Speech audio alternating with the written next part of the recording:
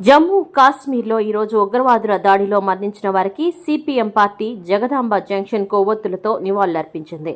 ఈ దాడిలో విశాఖపట్నం వాసి రిటైర్డ్ బ్యాంక్ ఎంప్లాయీ చంద్రమౌళి చనిపోవడం ఎంతో ఆందోళన కలిగిస్తున్నది.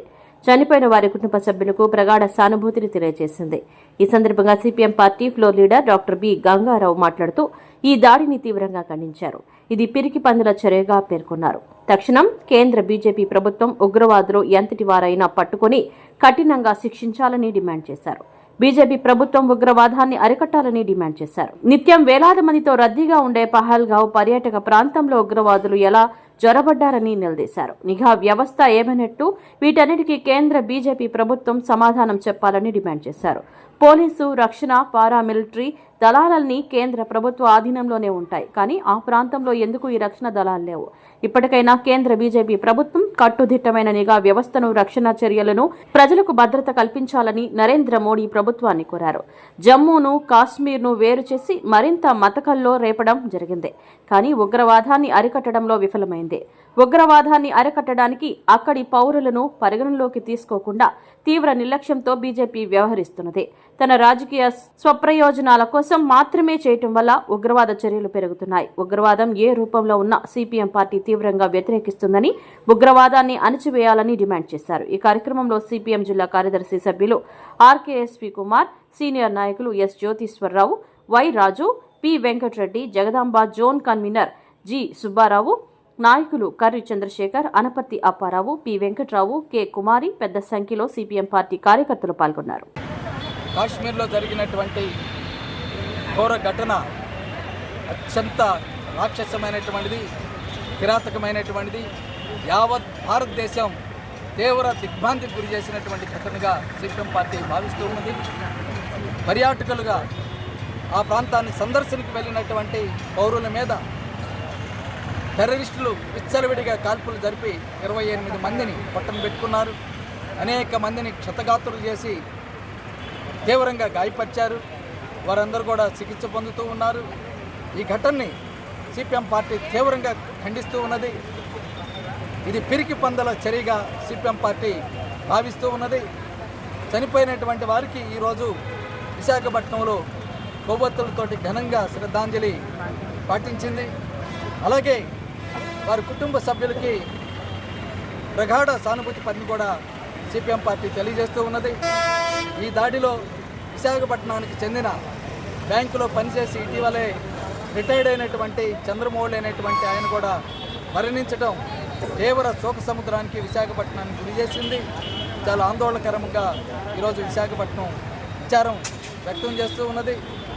మేము ఈ సందర్భంగా కేంద్ర ప్రభుత్వాన్ని డిమాండ్ చేసేది, ఇటువంటి ఘటన జరగకుండా తక్షణమే చర్యలు తీసుకోవాలి.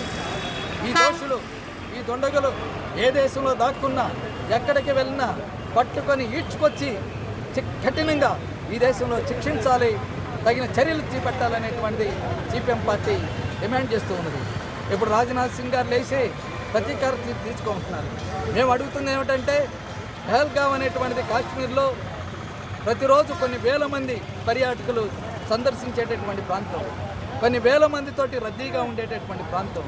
అటువంటి ప్రాంతంలోకి ఈ యొక్క టెర్రరిస్టులు ఎలా దొరబడ్డారనేటువంటిది కేంద్ర ప్రభుత్వం భారతదేశ ప్రభుత్వానికి సమాధానం చెప్పాలి. అలాగే కాశ్మీర్లో పోలీస్ వ్యవస్థ మొత్తం కేంద్ర బీజేపీ చేతుల్లోనే ఉంటుంది. పారామిలిటరీ కానీ, సైన్యం కానీ నరేంద్ర మోడీ చేతుల్లోనే ఉంటుంది. శాంతి భద్రతలు మొత్తంగా కూడా కేంద్ర బీజేపీ చేతుల్లోనే ఉంటుంది. రాష్ట్ర ప్రభుత్వం చేతుల్లో ఏ ఒక్కడు కూడా ఉండదు. మరి మీ నిఘా వ్యవస్థ ఏమైంది? ఈ ఘటనకు ముందు మరి నిఘా వ్యవస్థ ఏమైంది? నిఘా సంకేతాలు ఏమొచ్చినాయి? గూఢచార వ్యవస్థ ఏమైందని నేను అడుగుతూ ఉన్నాను. పోలీసులు ఎందుకు లేరు? పారామిలిటరీ ఎందుకు లేరు? సైన్యం ఆ ప్రాంతంలో ఎందుకు లేరు అనేటువంటి మేము ప్రశ్నిస్తూ ఉన్నాం. వీటన్నిటికీ విచారణ జరిపి దేశ ప్రజానీకానికి నరేంద్ర మోడీ ప్రభుత్వం జరిగినటువంటి ఘటన కారణాలు ఏమిటి, వైఫల్యాలు ఎక్కడ జరిగినాయి అనేటువంటిది భారత ప్రజానీకానికి చెప్పాలనేటువంటిది మేము డిమాండ్ చేస్తున్నాం. కాశ్మీర్ భారతదేశంలో ప్రతి పౌరుడు ప్రేమించేటటువంటి ప్రాంతం, అత్యంత ఇష్టపడేటటువంటి ప్రాంతం. అటువంటి ప్రాంతంలో అటువంటి కాశ్మీర్ని గత 5 ఏళ్ల క్రితం నరేంద్ర మోడీ ప్రభుత్వం 3 ముక్కలు చేసింది. టెర్రరిస్టులు పెరిగిపోతున్నారు, దాడులు పెరుగుతూ ఉన్నాయి, పౌరులకి రక్షణ లేదనేటువంటి పేరుతోటి మరి 5 ఏళ్ళు ఏం చేశారు మేము అడుగుతూ ఉన్నాం. రక్షణ కల్పించాల్సిన బాధ్యత ఏం లేదా? అక్కడ పౌరుల యొక్క కాశ్మీర్ పౌరుల్ని కాన్ఫరెన్స్లో తీసుకొని కాశ్మీర్ పౌరులతోటి సంబంధాలు పెంపొందింపజేసుకొని టెర్రరిస్టులను ఒంటరి చేయాల్సినటువంటి బాధ్యత కేంద్ర ప్రభుత్వం మీద లేదా నేను అడుగుతూ ఉన్నాను. అటువంటి చర్యలు చేపట్టకుండా ఇలాంటి టెర్రరిస్ట్ కార్యకలాపాలు పెరుగుతున్నప్పుడు వాటిని నిరోధించేటటువంటి చర్యలు చేపట్టకుండా ఈరోజు నిమ్మకి నీరెత్తినట్లు కేంద్ర బీజేపీ సర్కారు ఉండటం వల్లనే ఈ ఘటన చోటు చేసుకుందనేటువంటి మేము భావిస్తూ ఉన్నాం. ఇప్పటికైనా బీజేపీ ప్రభుత్వం కదలాలి, నిద్రమూత వదలాలి, కాశ్మీర్ పర్యటించేటటువంటి ప్రజానీకానందరూ కూడా రక్షణ కల్పించాలి, కాశ్మీర్ పౌరులు కూడా రక్షణ కల్పించాలి. ఈ టెర్రరిస్టుల్ని కాశ్మీర్ ప్రాంతాన్ని నుంచి వేరు చేసి మట్టుబెట్టి సంపూర్ణంగా నిర్మూలించాలనేటువంటిది సిపిఎం పార్టీ భావిస్తూ ఉన్నది. అలాగే ఈ సందర్భంగా రాష్ట్ర ప్రజానీకానికి మేము విజ్ఞప్తి చేస్తూ ఉన్నాం. ఈ ఘటనను ఆసరా చేసుకొని కొన్ని మతోన్మాద శక్తులు పెట్టరేగిపోయి మత కలహాలు సృష్టించడానికి కూడా ప్రయత్నం చేస్తూ ఉన్నారు. శాంతియుతంగా ఉండాలి, లౌకికంగా ఉండాలి. హిందూ, ముస్లిం, క్రిస్టియన్ ఎవరైనా సరే అందరూ కలిసిమెట్టే ఉండాలి. టెర్రరిస్టులకి వాడు హిందువా, వాడు ముస్లిమా, వాడు క్రిస్టియనా అనేటువంటిది ఏమాత్రం ఉండదు. ఈ దాడిలో కూడా హుసేన్ అనేటువంటి యువకుడు ఆ పర్యాటకుల మీద కాల్పులు జరుపుతూ ఉంటే ఆ టెర్రరిస్టులకి ప్రతిఘటన చేశాడు, రిటాలియేషన్ చేశాడు. వాడి దగ్గర ఉండేటటువంటి తుపాకులు లాగేసుకొని తిరిగి కాల్చిపోయేటటువంటి సందర్భంలో అతను కూడా విచ్చలవిడిగా కాల్చి చంపివేయబడ్డారు. ఈ దేశం యొక్క గొప్పతనం అదే. ఈ దేశంలో ఎన్ని మతాలున్నా, ఎన్ని కులాలున్నా, ఎన్ని ప్రాంతాలున్నా, ఎన్ని రాష్ట్రాలున్నా, ఎన్ని భాషలున్నా అందరూ కలిసి ఐక్యమైక్యం ఉండటమే, ఇలాంటి ఘటనలు వచ్చినప్పుడు అందరూ కలిసి ఎదుర్కోవటమే ఈ దేశం యొక్క గొప్ప వారసత్వం, ఈ దేశం యొక్క గొప్ప త్యాగ నిరతి. దాన్ని కొనసాగించాలి. ఆ వారసత్వం అందరూ కలిసిమెలిసిగా ఉండి ఈ ఉగ్రవాద కార్యకలాపాలను నిరోధించడానికి అందరూ ఒకే బాటలో ఒకే గొంతై అటువంటి తెగువని చూపించాలని సిపిఎం పార్టీ ప్రజానికి అందరూ కూడా విజ్ఞప్తి చేస్తూ ఉన్నారు.